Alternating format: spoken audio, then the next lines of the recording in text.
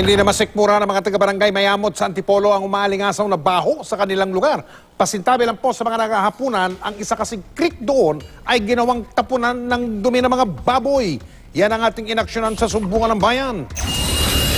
Hindi pa rin tinatantanan ng problema ng nakaraang taon ng mga taga-sityo Pagray sa barangay Mayamot sa lungsod ng Antipolo.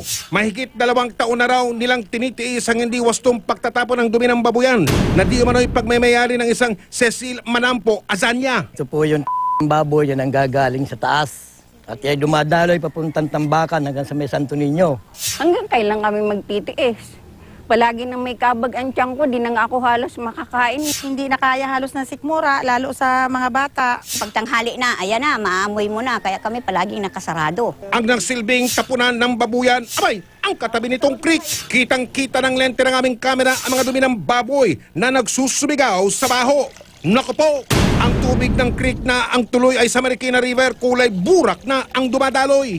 Idinulog ng Sumbungan ng Bayan sa City Environment and Waste Management Office ng lungsod ng Antipolo ang problema. Pina-inspeksyon na raw nila ang babuyan makaraang makarating sa kanila ang reklamo ng mga residente. Based on the findings natin, after the inspection, binigyan natin sila ng notice of violation for the improper sewage disposal. Hindi nakalusot sa inspeksyon ang lantarang paglabag ng babuyan. Actually, mayroon na silang septic tank na doon nila pinadadalo yung kanilang wastewater, although may nakita tayo na hindi tumuloy doon sa septic tank. Dahil hindi umabot sa taktang bilang ng baboy ang alaga ng inirereklamong babuyan, hindi nila kailangan kumuha ng Environmental Compliance Certificate o ECC. Sa kabila nito, nangako naman ang sanidad ng Antipolo. Pero still the same, titingnan natin kung paano natin isasaayos ang operation nila para wala namang magrereklamo din na kapitbahay. Nakipag-ugnayan ng Sumbungan ng Bayan sa may-ari ng babuyan na si Cecil Manampo Azanya. Ayon kay Azanya, inggit lang daw ang mga nagrereklamo sa kanya negosyo. May